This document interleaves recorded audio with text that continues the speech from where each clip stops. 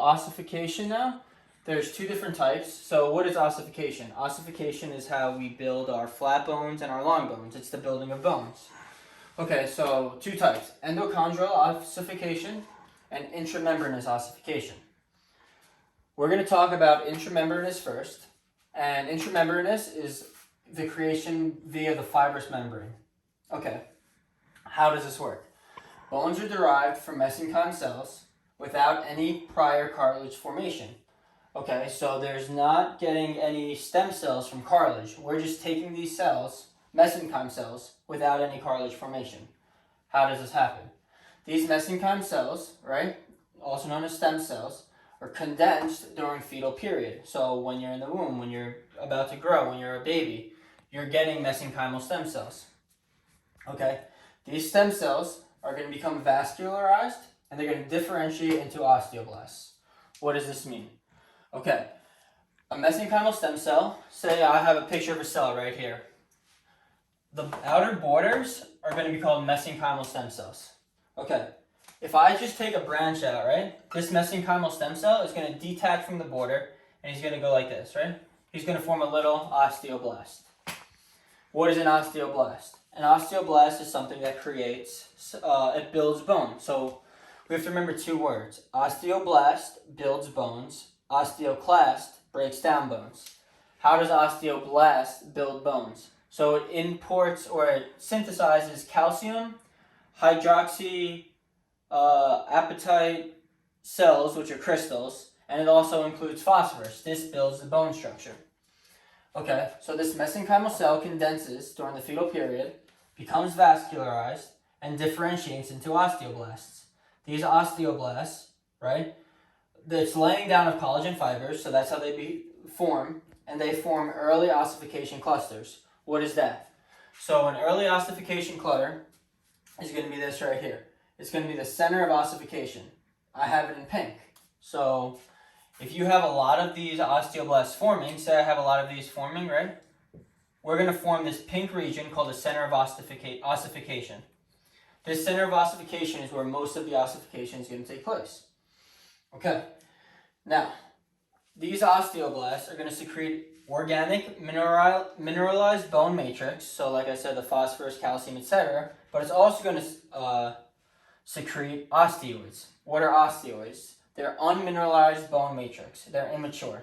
Osteons are mature, osteoids are immature. Okay, these osteoblasts are also going to secrete alkaline phosphate. This calcifies the bone matrix, which helps form calcium and other minerals. So we said that. It's going to use phosphorus, calcium, and other minerals to help calcify the bone matrix. Okay, then this osteoblast is going to continue to grow, and he's now going to be trapped inside the bone matrix. So when he's trapped inside the bone matrix, he's going to be called an osteocyte. See this orange ring that's surrounding him? This is called a lacunae. All the lacunae is the home for the osteoblast. So that's the osteoblast home, the lacunae. Okay, after the osteoblast in the lacunae is trapped around the bone matrix, the osteocyte was formed, like we said. It's going to be this green region right here. We're going to call him the osteocyte. Okay, this osteocyte is going to do something else as well. But before that happens, say we have a lot of these osteocytes growing, right? That means the center of the ossification, this pink ring, is growing. What happens when it keeps growing? Okay, so if it grows rapidly, it's going to form something called trabeculae. What is trabeculae? It's the extracellular matrix that fuses to spongy bone. So if this ossification center is in the middle of the bone, it keeps growing, it fuses to spongy bone, it's going to form two different layers. It's going to form an inner bone layer and an outer bone layer. The inner bone layer is going to be cancellous bone, and the outer bone layer is going to be compact bone. What is this called? This is called intramembranous ossification when these two layers form. And these two layers are forming flat bones of the skull, which is the frontal or parietal bone, and it's also forming the clavicle. They're forming flat bones. Okay, so that's basically it about intramembranous ossification. Okay, so now I want to talk about endochondral ossification, but before I say that, I want to talk about one thing before him. Remember I said intramembranous ossification? this did not use cartilage. Okay, this is going to use cartilage. So before we talk about how he uses cartilage, I want to talk about cartilage growth. So there's two different types of cartilage growth. There's appositional and interstitial. What is appositional for? He's for diameter. He's for the width. He's going to make the bone thicker, right? Interstitial is for long bone. It's going to increase the length of the bone. So the majority of interstitial long bone development growth is from when you're in the womb till you're 21, 22 years old, depending on when your growth plates close. Okay, so for appositional first. So it says a new surface layer of matrix are added to the pre-existing matrix by chondroblasts. Okay, so if you see this cell right here, I have this, right? This is what the original cell looks like. He's got this layer, that's the first layer, right? But we're having a new surface layer called chondroblast cells, or these blue cells are going right on top of this first layer. What is that going to do? It's going to help to increase the diameter of the bone. How? If these bones, say the bone is, this is not up and down, it should be on its sides, right? So if the bone, if I have it like this, right? The chondroblast cells are going to continually lay down cells from the perichondrium to opposite sides, right? If it keeps laying down cells over and over again, eventually the bone's going to get wider and wider. This is how chondroblasts, they lay into the matrix and they increase the diameter. So this is appositional growth from cartilage. Now, interstitial growth. Chondrocytes, okay, so the same chondroblasts, right? But now they make chondrocytes. How? They grow and divide and lay down the matrix inside of the existing cartilage. Okay, so these chondroblasts, right, that were laying down the matrix, sometimes, occasionally release another cell, right? That cell is going to be called a chondrocyte. What is a chondrocyte going to do? This is for childs and adolescents, right? And instead of growing horizontally, it's going to grow vertically. So if you see right here, the cells get released into this matrix, and what's going to happen? The bone's going to eventually grow, grow, and grow, and now we're just going to grow vertically. This is how we get taller. Okay, so it occurs in immature cartilage, and it's on the epiphyseal plates of the bone. Where was the epiphyseal plate?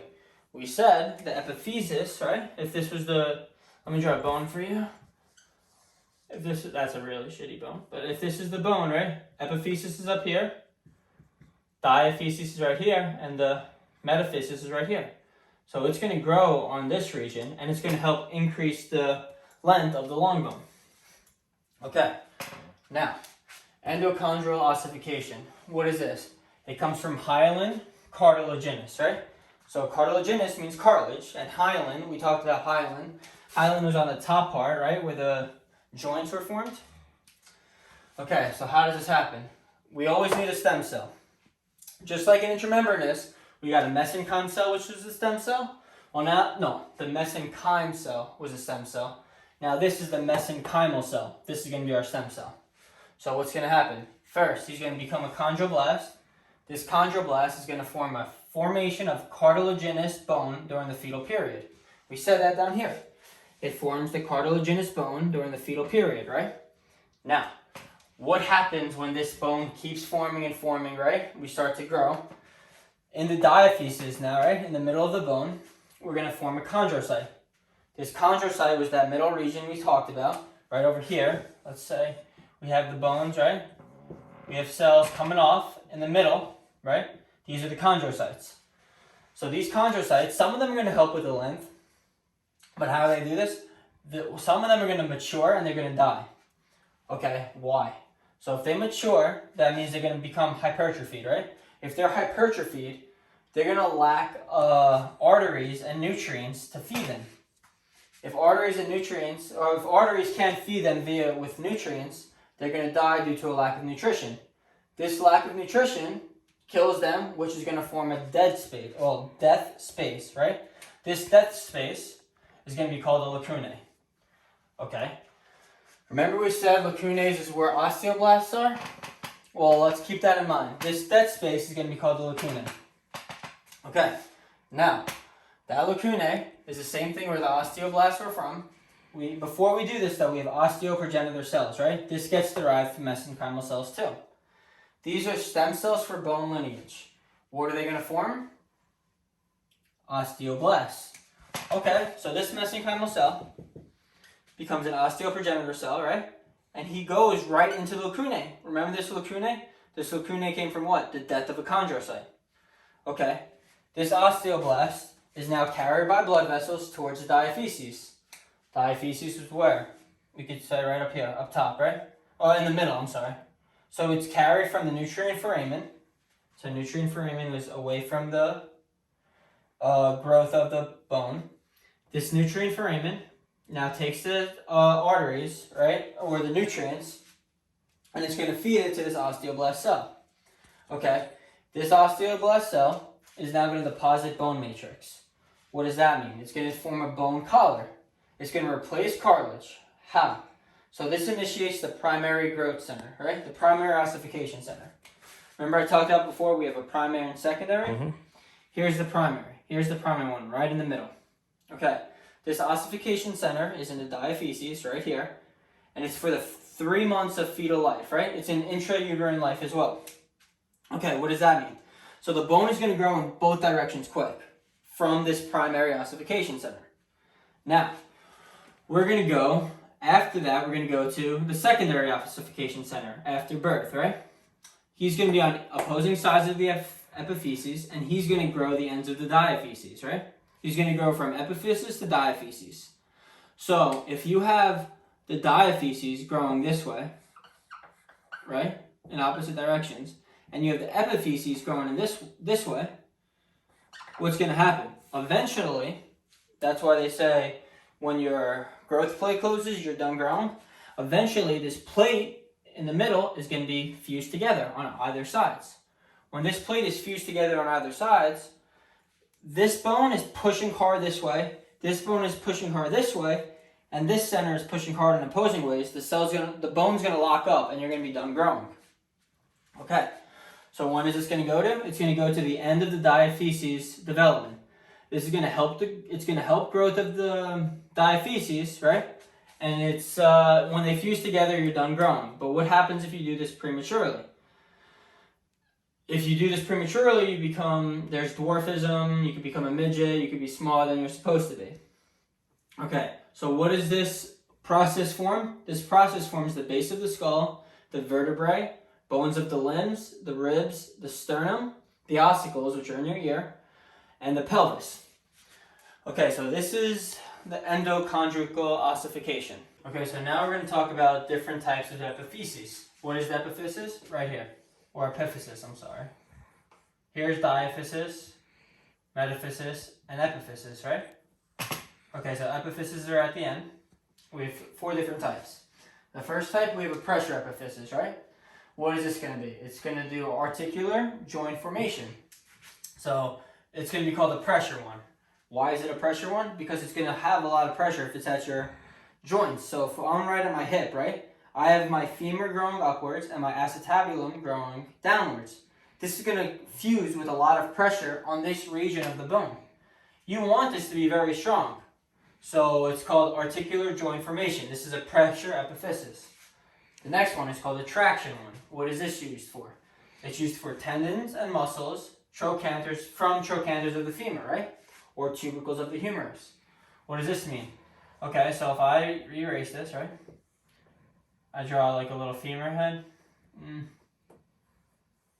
We have a trochanter, right? What do these trochanters do? They're just little bulges of bones that are coming off of the bone, right? And this is where muscles and tendons are going to insert.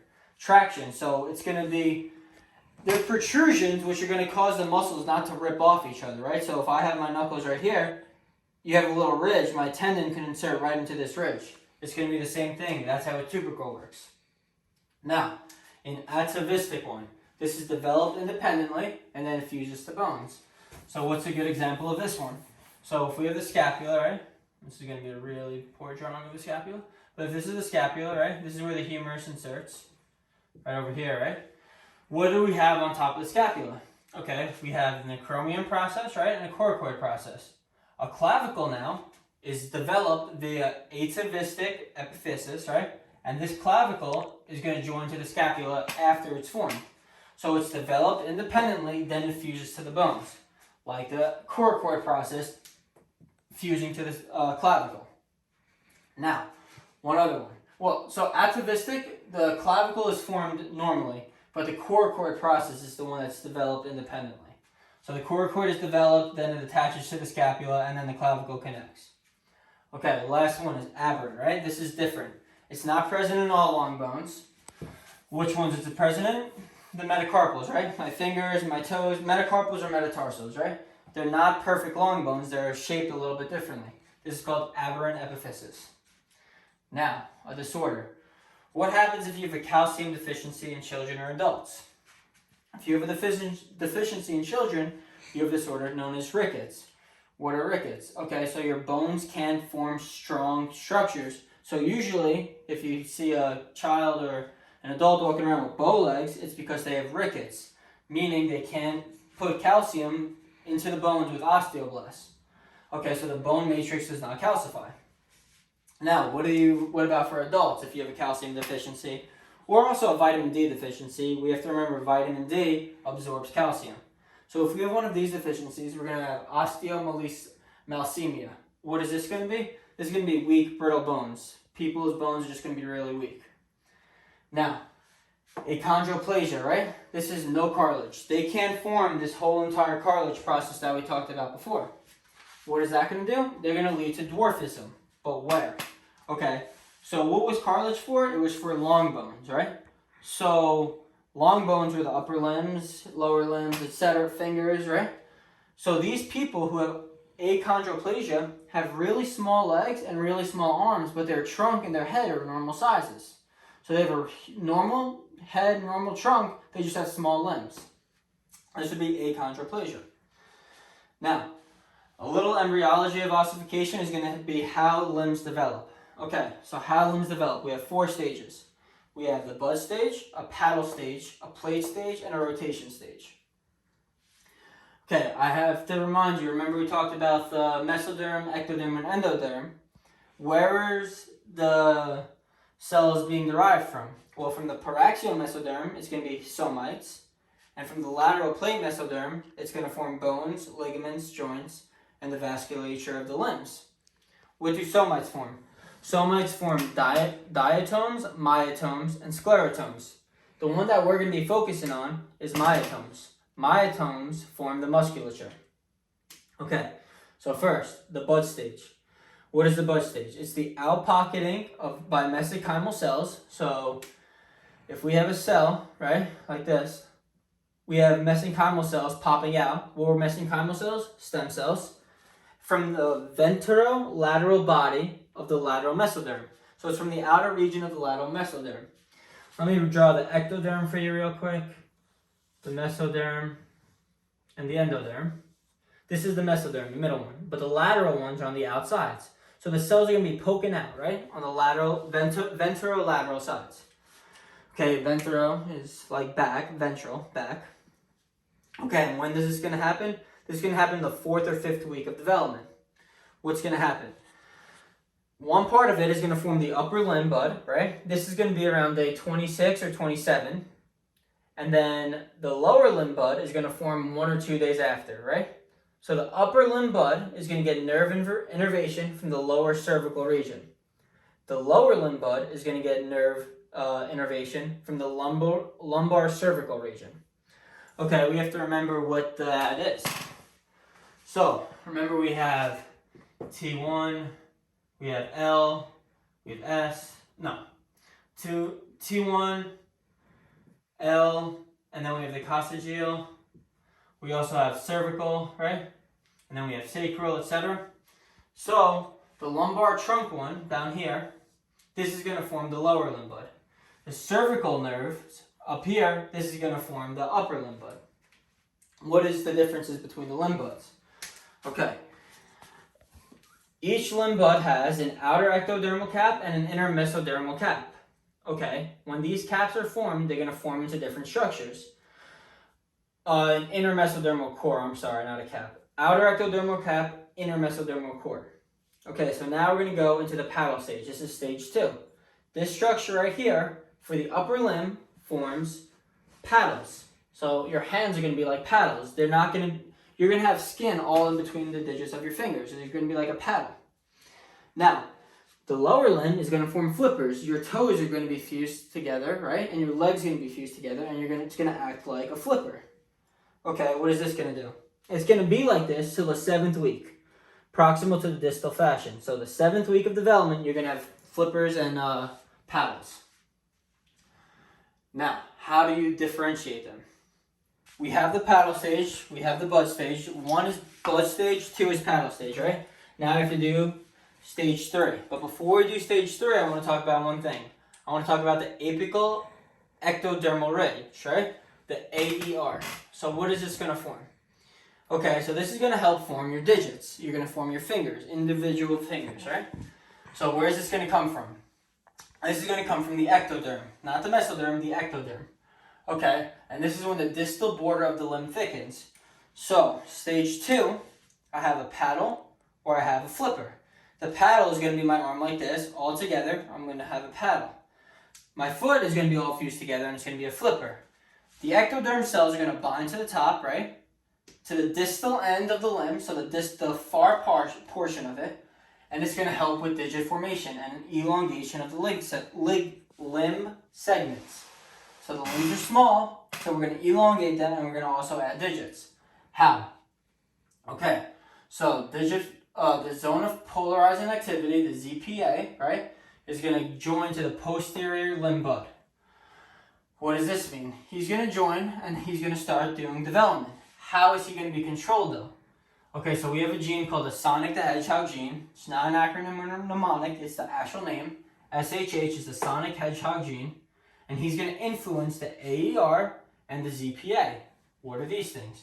AER is the apical ectodermal ridge, so the ectodermal ridge, right, the outer side, and the ZPA. So the play stage now, stage 3, the hand's going to separate from the arm and via circular constriction. So see, this is the paddle, this whole area, right? What's going to happen when you have circular constriction? This whole paddle area is going to come off, right? How is this going to happen? Circular constriction. What is he going to do? It's going to be mainly from, remember we have Hox genes? What are Hox genes? These are genes that increase or control the rate of apoptosis. What is apoptosis? Well, for development, apoptosis is for this right here, interdigital spaces. That's why I don't have webbed hands. Okay, and when adults and when you're older, you have apoptosis to kill unhealthy cells, infections, viruses, etc. Now, the stage 4, last one, rotation stage, right? So it's going to move the upper limbs and it's going to rotate them laterally, right? So my elbows are facing downwards. That means they're going to be facing caudally. It's going to rotate my lower limbs medially. So my elbows are going to be laterally, and my knees are going to be medially, so they're going to be together. And they're both going to be at 90 degrees like this. So my elbows are caudal, my knees are cranial. So my knees face up, my elbows face down. Okay, this cranial caudal axis of limbs is controlled by the Hox genes as well. We also have FGF, which is fibroblast growth factor signaling, right? And this is going to also aid with limb development. Now, the axial skeleton is formed. So the axial skeleton is what? The trunk. The limbs are the appendicular skeleton. It's going to be formed via from the somatic lateral mesoderm, right? And the nodal cord is going to form the nucleus pulposus. The surrounding mesenchyme cells are going to form the annulus fibrosus, which is going to be the outer region of the vertebrae. So this is how the vertebrae is going to form. Somatic lateral mesoderm, nodal cord does the